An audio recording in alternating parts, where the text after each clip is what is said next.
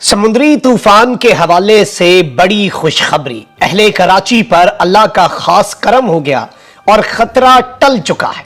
इस हवाले से आम तरीन तफसीलात हैं, जबकि दूसरी जानिब जजेस तैनाती पर जुडिशल कमीशन का इजलास कल होना है। इस इजलास से पहले ही खतरे की घंटी बज चुकी है और जस्टिस काजी फाइज ईसा कल के इजलास में निशाने पर हो सकते हैं। दंगल जो है वो सज चुका है। ये क्या मामला है, ये क्या माजरा है, बड़ी इंटरेस्टिंग डेवलपमेंट्स हैं जो आपके सामने रखनी है। जबकि इस वक्त नैब को ताले लगाने का हुकूमत के अंदर से ही मुतालबा आ चुका है और इमरान खान हर गुजरते दिन के साथ सुरखरू हो रहा है। इमरान खान सच्चा साबित हो रहा है और इस सब के अंदर अब ये इंपॉर्टेंट भी है कि इमरान खान और ताकतवरों के जो इस वक्त ताल्लुकात हैं वो किस नहज पर जाकर रुकते हैं, क्योंकि जो एक कोशिश की गई थी इमरान खान साहब की तरफ से, यूं लग रहा है कि वो कोशिश नाकाम हुई है और अब एक मर्तबा फिर इमरान खान साहब जो हैं उनके सब्र का पैमाना लबरेज हो रहा है। ये काफी इंपॉर्टेंट डेवलपमेंट्स हैं जो आपके सामने रखें। बिस्मिल्लाहिर्रहमानिर्रहीम, अस्सलाम वालेकुम नाज़रीन कराम, मैं हूं मखदूम शहाबुद्दीन और आप देख रहे हैं मेरा फेसबुक और यूट्यूब चैनल। उम्मीद करता हूं आप सब लोग बखैर वाफियत होंगे और जहां भी होंगे अपने अहले खाना समेत खुश भी होंगे और महफूज भी। नाज़रीन कराम, इस वक्त मुल्क में बहुत कुछ चल रहा है। एक जानिब तो सैलाब और एक जानिब तूफान की तबाहकारियों का खदशा है, वहीं दूसरी जानिब जल्जले के झटके पाकिस्तान के मुख्तलिफ शहरों में महसूस किए गए। अल्लाह ताला हमारे मुल्क पर रहम करे। कुछ सियासी खबरें भी हैं, कुछ मौसम के हवाले से खबरें भी हैं और पाकिस्तान और भारत की जानिब पेशकदमी करने वाला जो तूफान है बिपरजॉय, उसके हवाले से भी डेवलपमेंट्स हैं। लेकिन पहले जरा जो सियासी तूफान इस वक्त मुल्क के ऊपर तबाहकारियां कर रहा है मुल्क के अंदर, उस पर बात कर लेते हैं। अनफॉर्चुनेट है, ये कोई अच्छी चीज तो नहीं है कि इस वक्त मुल्क के साथ क्या हो रहा है और इस वक्त जो सियासी तूफान आया हुआ है, लेकिन चले जो डेवलपमेंट्स हैं वो तो आपके सामने रखनी है। वजीर दाखिला राना सनाउल्लाह ने कहा कि पाकिस्तान तहरीक इंसाफ के चेयरमैन इमरान खान ने तफ्तीश में एतराफ किया है कि अपने कत्ल की साजिश से मुतल्लिक जितने भी बयानात हैं उनकी कोई बुनियाद और उस हवाले से इमरान खान के पास कोई सबूत नहीं। इस्लामाबाद में प्रेस कॉन्फ्रेंस करते हुए राना सनाउल्लाह ने कहा कि चेयरमैन पीटीआई थाना रमना इस्लामाबाद में दर्ज मुकदमे में शामिल तफ्तीश हुए चेयरमैन पीटीआई ने फौज के सीनियर अफसर, वजीर आजम और मुझ पर कत्ल का इल्जाम लगाया। जीआईटी ने वीडियो चेयरमैन पीटीआई को दिखाई तो उन्होंने दौरान तफ्तीश खुद को ही झूठा करार दे दिया। कल तक, बल्कि अब से कुछ देर पहले तक यह खबर जराई की तरफ से आ रही थी, अब वजीर दाखिला ने प्रेस कॉन्फ्रेंस करके कंफर्म कर दिया है। उन्होंने कहा कि चेयरमैन पीटीआई ने एतराफ किया कि जितने भी बयानात हैं उनकी कोई बुनियाद और सबूत नहीं। उनसे पूछा गया कि एक विफाकी वजीर और फौज के सीनियर अफसर पर संगीन इल्जाम कैसे लगाया, तो उन्होंने बताया कि किसी ने मुझे बताया था कि मुझे कत्ल करने का मंसूबा बनाया गया है। उनका कहना था कि चेयरमैन पीटीआई से पूछा कि किसने आपको बताया, तो उन्होंने कहा कि उन्हें याद नहीं और बयान दिया कि मेरे पास इन चीजों का कोई सबूत नहीं। उन्होंने एतराफ किया कि यह उन्हीं की आवाज है। दौरान तफ्तीश चेयरमैन पीटीआई ने खुद को झूठा साबित किया, यह कहना है राना सनाउल्लाह साहब का। वजीर दाखिला का कहना था कि चेयरमैन पीटीआई ने एतराफ किया कि तमाम बयान बेबुनियाद हैं। उन्होंने किसी जगह नहीं कहा कि यह मेरी ऑडियो या वीडियो नहीं। उन्होंने बताया कि उनकी बातों का कोई सबूत नहीं, सब इधर उधर से सुनी सुनाई बातें हैं।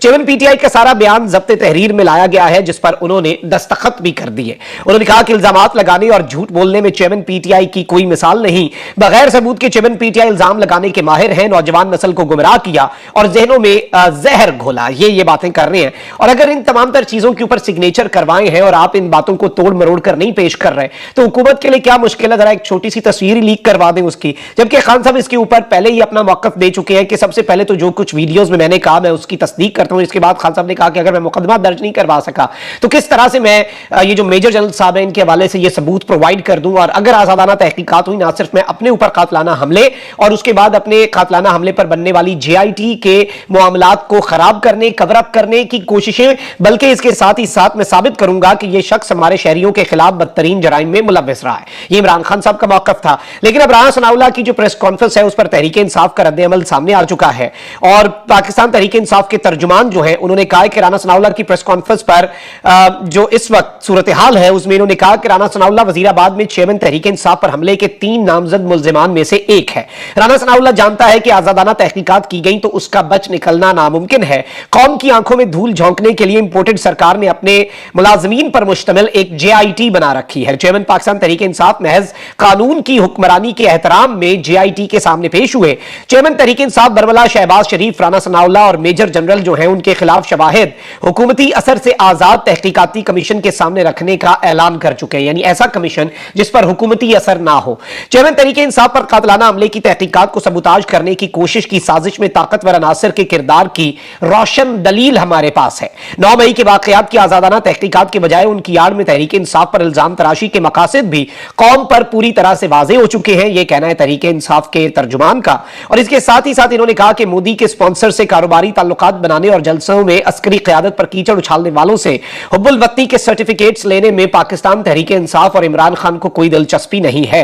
नवाज शरीफ की सरपरस्ती में की जाने वाली डॉन लीग्स को भारत ने आलमी अदालत इंसाफ में कलभूषण के हक में सबूत के तौर पर पेश किया, यह भी सबको याद है। भारत की हिंदुत्वा सरकार से राना सनाउल्लाह की जमात के मरासिम को जो इस वक्त सूरत हाल है और इसके पर्दे को खुद भारतीय सहाफी बरखा दत्त ने अपनी एक किताब के अंदर में इस पर्दे को चाक किया। तहरीक इंसाफ के खिलाफ मुल्क दुश्मनी का बयानिया मुल्क और फौज के हकीकी दुश्मनों की जानिब से अवाम और फौज को बदे मुकाबिल करने की साजिश का शाखसाना है। बिला तहकीक पाकिस्तान की सबसे बड़ी जमात को कुचलने के लिए 9 मई के वाकयात का इस्तेमाल कोई मस्बत नताइज मुरत्तब नहीं करेगा। रियासत और इदारे राना सनाउल्लाह जैसे मुजरिमों के, अब ये इंपॉर्टेंट है कि इन्होंने ये बात कही है पाकिस्तान तहरीक इंसाफ के तर्जुमान ने, और पाकिस्तान तहरीक इंसाफ का ये मौक़िफ़ है। और आपको पता है कि सेक्रेटरी इत्तलात रऊफ हसन साहब को लगाया गया, जो कि बड़े तरीके से जो एक पॉलिसी है वो डिवाइस कर रहे हैं। तो इसके अंदर इन्होंने एक बड़ी देखभाल के एक लफ्ज जो है वो बड़ा तीर निशाने पर लगाया है स्टेटमेंट के अंदर। ये मैं आपके सामने रख भी इसीलिए रहा हूं क्योंकि ये कह रहे हैं कि जी रियासत और इदारे राना सनाउल्लाह जैसे मुजरिमों के झूठों पर यकीन करके आईन, सियासत और अवाम के खिलाफ जारहाना इकदाम से गुरेज करें। यानी राना सनाउल्लाह जैसे मुजरिमों के झूठ पर रियासत और इदारे यकीन ना करें। मुजरिमों के मकरू और फरेब बयानियों के जाल में उतरने के बजाय जमीनी हकाइक की रोशनी में मुल्क व कौम के मफाद में फैसले किए जाएं। और साथ ही साथ मरकजी मीडिया डिपार्टमेंट की जानिब से जारी इस एलामी और इस बयान के अंदर कहा गया है कि नंगी ताकत, बेजा इल्जाम तराशी और इंसानी हुकूक से महरूम करके झुकाने की कोशिशों से मरूब होंगे, ना ही पुरअमन सियासी और आईनी जमहूरी जद्दोजहद का रास्ता तर्क करेंगे। अब ये एक बड़ी डिटेल्ड और बड़ी मंझी हुई सियासी स्टेटमेंट जो है वो पाकिस्तान तहरीक इंसाफ की तरफ से जारी की गई है।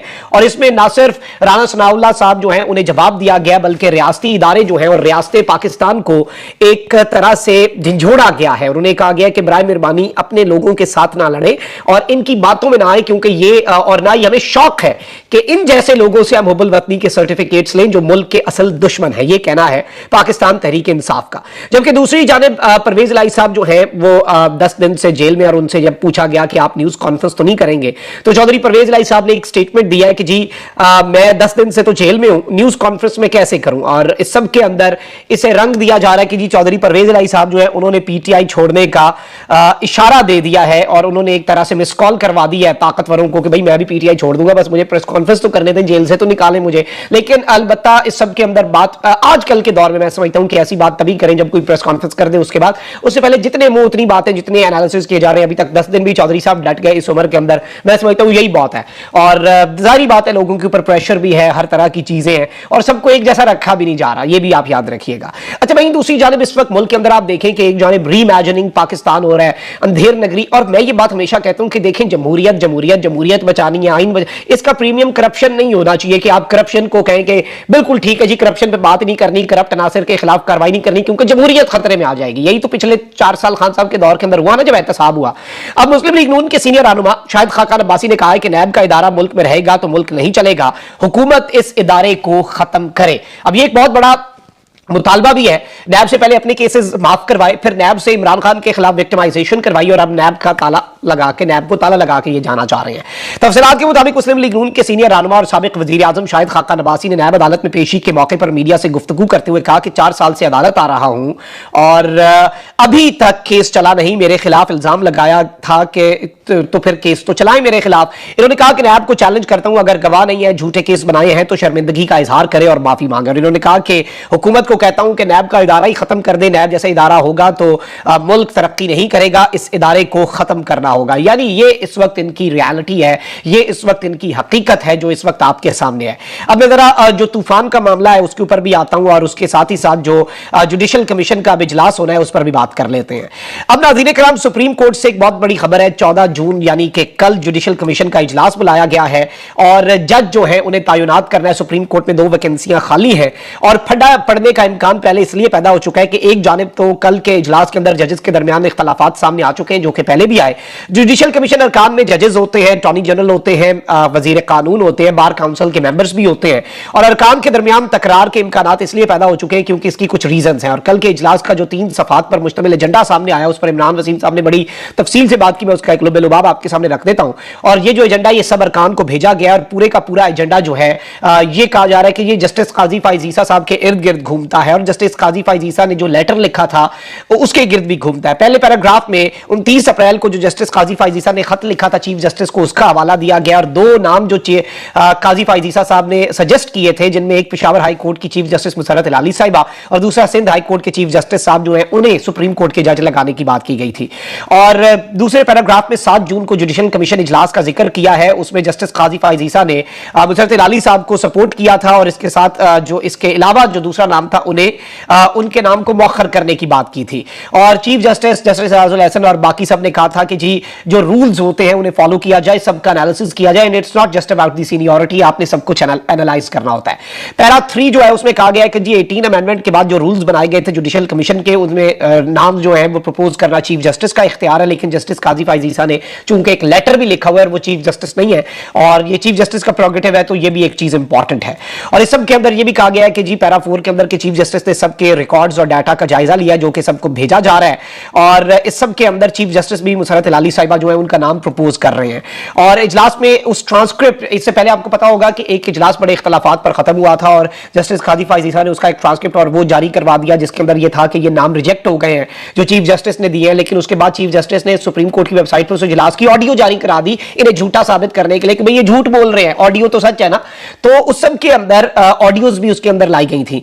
अब वो जो इख्तलाफात वाला, एक जानिब मुसर्रत इलाली साहिबा क्या हो सकता है कि जी उनका नाम अप्रूव हो और उसके बाद पार्लिमानी कमेटी को चला जाए और यहां से ये क्लियर हो जाए। लेकिन अब ये बताया जा रहा है कि जी चूंकि कल वहां पे ये सारी की सारी चीजें और वो ट्रांसक्रिप्ट जो इख्तलाफात वाला था, उस चीज को चीफ जस्टिस जो है उस स्कोर को सेटल तो नहीं मैं इसे कहूंगा, मैं रिकॉर्ड की दुरुस्ती जरूर कहूंगा कि chief justice of Pakistan justice Umar Ata Bandial साहब रिकॉर्ड की दुरुस्ती के लिए उस चीज को वापस ला रहे हैं। तो इस चीज के अंदर दोबारा गर्मा गर्मी के इम्कान पैदा हो सकते हैं क्योंकि पहले भी हुई थी। तो ये एक बड़ी डेवलपमेंट है, कल सबकी नजरें होंगी, अल्लाह करे कि मामला अफाम तफहीम से ही हल हो।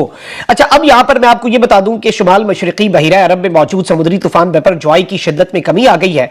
पाकिस्तान और भारत की जानिब पेशकदमी करने वाले तूफान बिपरजॉय इंतहाई शदीद साइक्लोनिक स्टॉर्म से 1 दर्जा कम शदीद होकर बहुत शदीद साइक्लोनिक स्टॉर्म में तब्दील हो गया है। महकमे मौसमियात के अंदाजों के मुताबिक 15 जून की दोपहर या शाम को सिंध में केटी बंदर और भारतीय गुजरात के दरमियान यह टकरा सकता है। लेकिन तूफान में हवाओं की रफ्तार 100 से 120 किलोमीटर फी घंटा हो सकती है।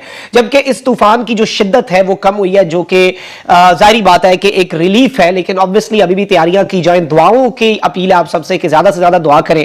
दुआ सब कुछ बदल देती है, दुआ में बहुत ताकत होती है। अल्लाह ताला से दुआ करें पूरी दुनिया के लोग इससे महफूज रहें, बिलखुसूस पाकिस्तान के शहरी, सिंध के शहरी और बेलूम दुनिया में जहां पर भी चाहे भारत है, जिधर भी ये टकरा रहा है, अल्लाह ना करे कि कहीं पे टकराए। और इसकी शिद्दत कम हुई है, ये एक मस्बत चीज है। उम्मीद है कि मजीद इसकी शिद्दत जो है वो कम होगी और ये रुख अपना तब्दील कर ले और ये आफत पाकिस्तानियों के ऊपर से टल जाए। अपना बहुत ख्याल रखें। अल्लाह निगहबान पाकिस्तान।